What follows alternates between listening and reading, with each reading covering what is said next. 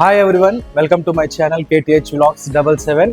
So ఈరోజు vlog ఏంటంటే మా చర్చ్లో మరి ఎలాంటి సౌండ్ సిస్టమ్ మేము యూజ్ చేస్తున్నాము, ఎట్లాంటి ఎక్విప్మెంట్స్ మేము యూజ్ చేస్తున్నాము. యాక్చువల్గా మాది కందుకూరు, ప్రకాశం జిల్లా కందుకూరు ప్రాంతంలో కృపా గాస్పల్ మినిస్ట్రీస్ అనే చర్చ్ అండి.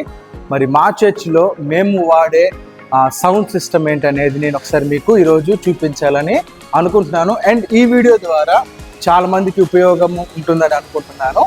సో లేట్ చేయకుండా వీడియో స్టార్ట్ చేద్దాము. అండ్ ఈ ఛానల్ని మొదటిసారిగా చూస్తున్నట్లయితే ఒక లైక్ చేయండి, సబ్స్క్రైబ్ చేయండి, కామెంట్ చేయండి. ఇంకేదన్నా మీకు డౌట్స్ ఉంటే నాకు క్లారిఫికేషన్ కోసం మీరు కామెంట్లో తెలియపరచండి, నేను మీకు క్లారిఫికేషన్ ఇస్తాను. ఓకే, ఈరోజు మేము మా చర్చిలో వాడే సౌండ్ సిస్టమ్ వచ్చేసి పవర్ యాంప్లిఫైర్ అండి. సో మీకు చూస్తున్నారు కదా ఇక్కడ, ఇది వచ్చేసి crown power amplifier XLI 2500. And ఇది వచ్చేసి ఎండ్ ల్యాబ్స్ అండి X 3.5D. ఇంకోటి కూడా ఉంది మా దగ్గర, బట్ అది రిపేర్ కోసం మేము గుంటూరుకి ఇచ్చున్నాము. రిపేర్ వస్తే గుంటూరు పోప్ సంబంధించిన డీలర్స్ ఉన్నారు, అక్కడ మేము రిపేర్కి ఇవ్వడం జరిగింది, ఎందుకంటే అక్కడే మేము కొన్నాము. అది వచ్చేసి X2 అండి, ఎన్ ల్యాబ్సే X2 పవర్ యాంప్లిఫైర్. అయితే ఇది మా యొక్క పవర్ యాంప్లిఫైర్స్ అండి.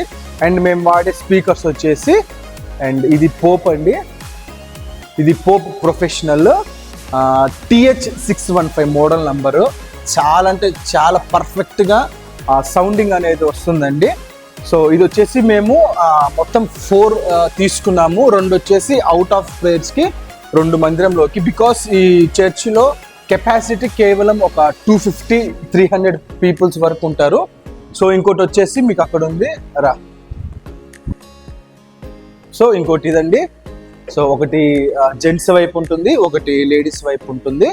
సో ఈ 2 మేము ఇందాక నేను చూపించిన పవర్ యాంప్లిఫైర్ X 3.5 దానికి మేము కనెక్షన్ ఇస్తాము. అండ్ మానిటర్గా మేము ఇక్కడ చూస్తున్నారు కదా బ్యాక్ సైడ్ పోప్ M12 అండి మానిటర్ స్పీకర్స్. ఇవి మేము 2 తీసుకున్నాము. ఒకటి వచ్చేసి పాట పాడేవారికి అండ్ దైవజనులు వాక్యం చెప్పేటప్పుడు వారి కోసమని. ఇంకోటి మీరు ఇక్కడ చూస్తున్నారు కదా, ఇది నాకు కీబోర్డ్ ప్లే చేసేదానికి ఇది. సో ఈ 2 మానిటర్స్ కిందగా వాడతాము.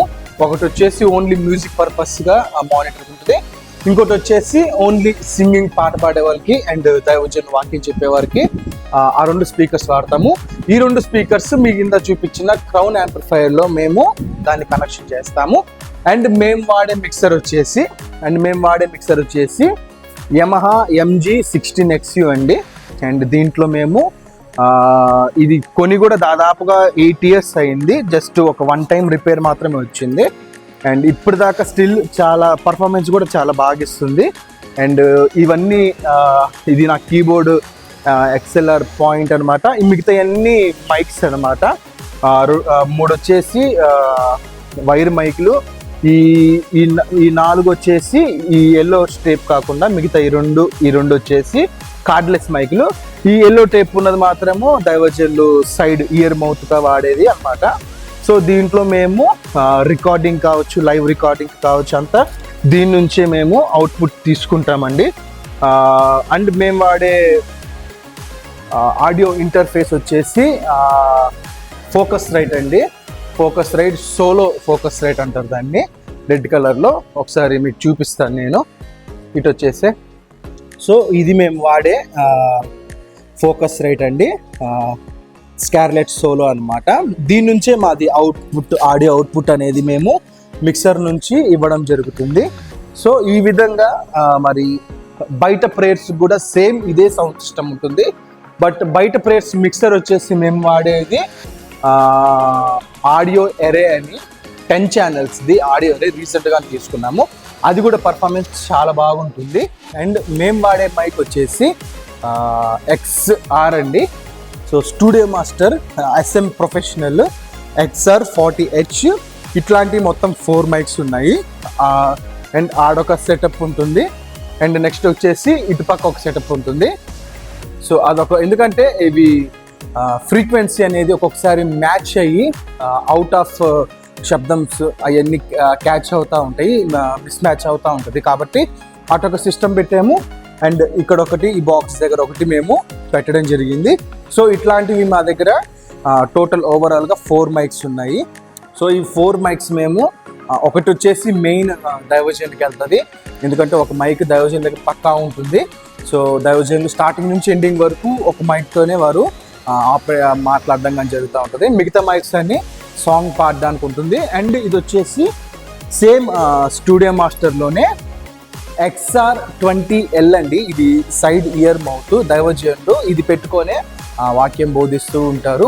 పర్ఫార్మెన్స్ కూడా ఈ స్టూడియో మాస్టర్ మైక్స్ అయితే పర్ఫార్మెన్స్ చాలా బాగుంటుందండి. వీటి యొక్క ట్యాగ్స్ కానీ లింక్స్ కానీ నేను మీకు కింద నేను డిస్క్రిప్షన్లో మీకు ఇస్తాను. ఎవరన్నా పర్చేస్ చేయాలనుకుంటే మీరు డిస్క్రిప్షన్లో వెళ్ళి పర్చేస్ చేసుకోవచ్చు. అండ్ నేను వాడే మైక్ అండి, నేను పాట పాడే మైక్ ఇది.